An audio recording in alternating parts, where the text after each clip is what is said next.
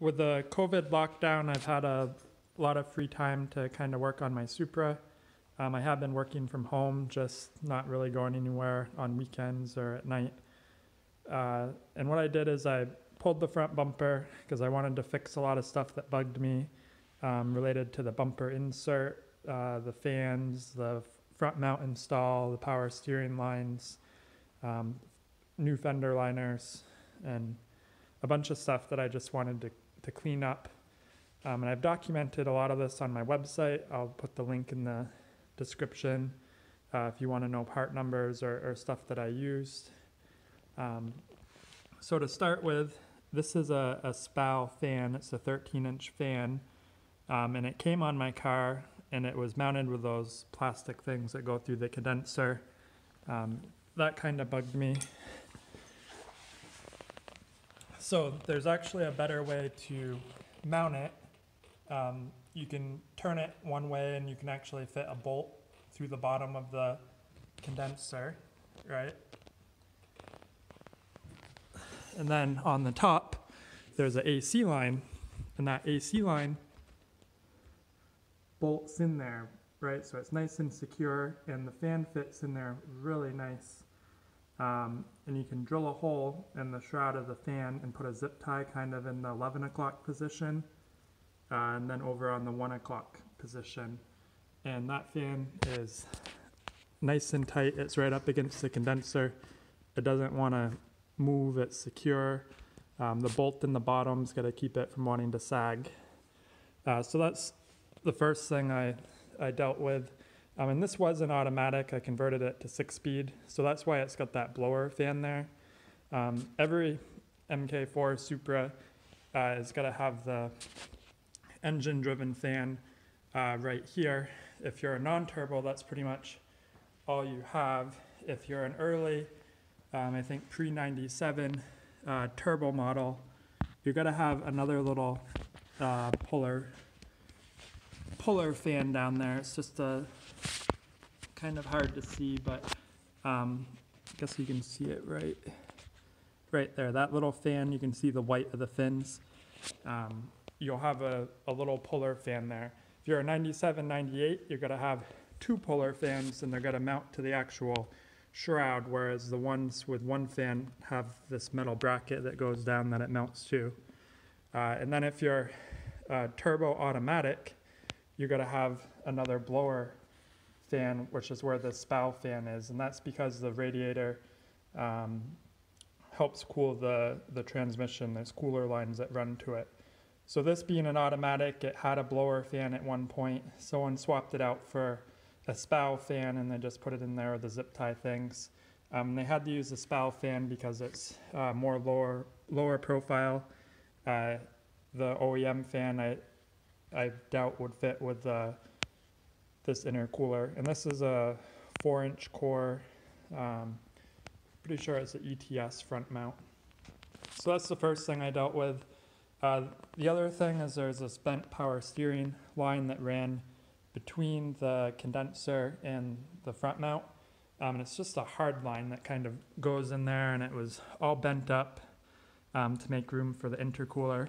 And what I discovered, you can see it up there, that's a Dorman Power Steering cooler, and the lines are already bent in like the perfect orientation to fit up there. This is just a universal power steering cooler, and it has those long bracket arms, and those can be rebent, and it can mount to 2 factory mounting locations. So it's in there, it's kind of tipped backwards a little bit, so it's pointed down, so the airflow coming through this bumper opening is going to go right up there. It's not going to interfere with my blow-off valve, and it gets rid of that hard line, which is kind of a pain to deal with.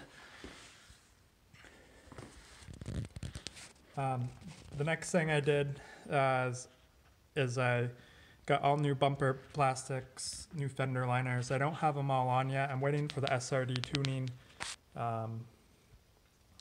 aluminum under trays, because the intercooler that sits down lower, it won't work with the factory under trays. The factory under trays want to bolt up here, and you'd have to hack them pretty good for the intercooler. So you can see here that I've got this aluminum bracket that's painted black. I made that.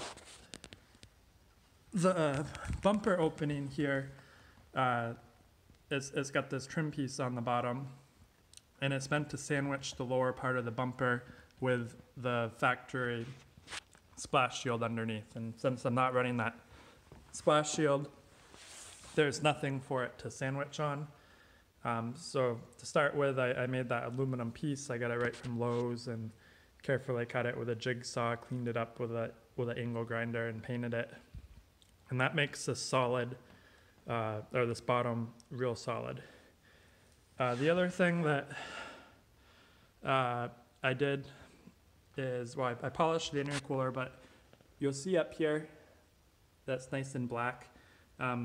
This is a white Supra, and that's painted from the factory black, but it's kind of chipped up, and you could see some of that through the opening. So I gave it a fresh coat of semi-flat black paint just to hide that. I painted these brackets up here. But I spent a lot of time on this bumper insert or splitter, whatever you want to call it. And I wasn't sure if I liked it or didn't like it. And I wanted to be able to kind of put it in, take it out, without permanently modifying the bumper. It did come on the car. It was installed real poorly. Normally there's 2 holes on each side with 2 little nubs that it'll mount on, and someone didn't drill those in the right spot. This side had 2 holes, the other side had 3 holes from trial and error. Up on the top here, they had drilled the holes too far forward and just had like wood screws through here versus reusing these factory mounting locations. So I had the bumper off, I plastic welded it, added a little filler, being careful not to use or to expand beyond too big of an area, and I touched it up with touch-up paint. It was actually right below here where it was mounted, and it's really not noticeable at all. I was surprised at how well it came out. Someday I'm going to paint the bumper, but this will get me by for now. In the lower part of this trim piece, so that the top slides in under here, and the lower piece is kind of meant to do that as well. It's meant to slide under this trim piece, and it does not fit well when you do that. It wants to pop this trim piece up. You can see a gap under it. It makes it real noticeable on a white car, even more noticeable on this car because someone painted the bumper and they masked off this trim piece instead of taking the 5 nuts off it and removing it for some reason. But I got a new trim piece, and I didn't want to hack it up or do anything with it. So I came up with another solution. I made this little bracket by 3D printing it, and this is what it looks like. I printed off another one. It's ABS. And the idea being you cut the little bottom mounting tab off so then there's nothing to slide under there. And then this curved part will slide into that, and then the back side of it will it'll go above that trim piece, it'll angle down, and then it'll bolt underneath. And you can get that center divider in by kind of putting it in and rotating it into place. And for the sides, I cut the nubs off, I ground them flat, added some touch-up paint to the end, and I bent them up out of the way, and I put a little piece of 3M tape on each side, and they stuck to it, and it seems nice and secure. I'm pulling on that quite a bit. I read online that some people will run it without doing that on the sides. But that seems to work well. Here's another splitter. I bought it just for the hell of it. It's $30. I figured having a spare while I can still get them in the color of my car, I should do it. Those are those nubs that I was talking about. That's what I ground off. Here's what the lower mount would look like. So it's pretty thick plastic. You can see how sliding that under the trim piece would cause it to raise. This is the old trim piece that was on my car. It's kind of rusty. And someone had tore out the stud and they drilled a hole through it and put a bolt. So it was a little bit more ghetto. It was mounted on top, so there was no gap. But by doing that, I wouldn't be able to pull the splitter on and off and deal with that hole there. I'd have to put some kind of plug in it. So I'm happy with the way that came out. I can just show you right here kind of what you would do. So that just goes in there. Normally this tab would be cut off, right? So on the one that's on the car, I put a bead of hot glue right in this opening, and then I shoved this in there, so it was nice and flat, and then I rotated it up into place. The last thing that I want to talk about is the front lip. So I don't know if this is a RMM replica or if it was a Wings West replica. But this is an eBay lip. I think it came from Excess Motors. It was like $102 shipped from California.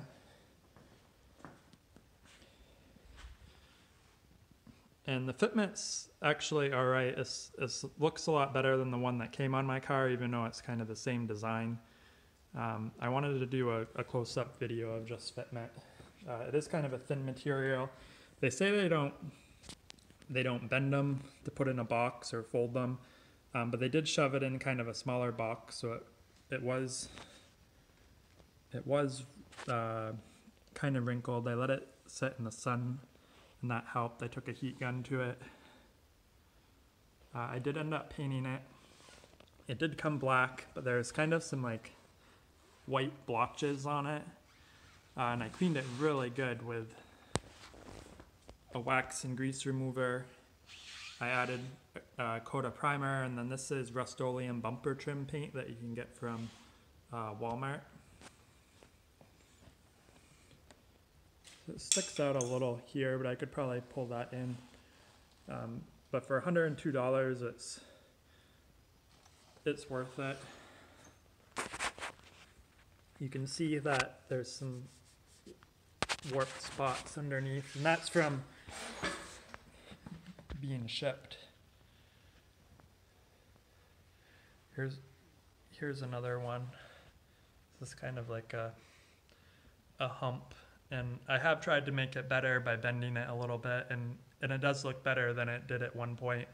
I could probably make it a little bit better if I spent more time with it. Overall, I'm happy with it for $102. It's got to get beat up anyways. This was the Wings West lip, and these are a lot thicker, a lot more heavy duty. Ton of holes in here. None of them really lined up. The holes in that lined up fine. Some of the bolts were kind of more to the left or right of the holes that were drilled in it, but I didn't have to enlarge anything. So these lips actually had triangle pieces in the corner. So right here, the lip would kind of angle up here, and people didn't like that, so they'd try to cut them flush, and they wouldn't do a great job, or they'd be jagged, or they'd dip it too low or too high, and that was the problem with that one. It wasn't cut very well, so that's why I wanted to replace it.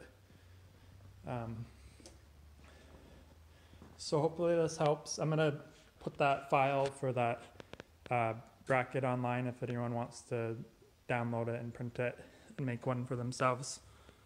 But I'm very happy with the way it came out. Let me know if you have any questions.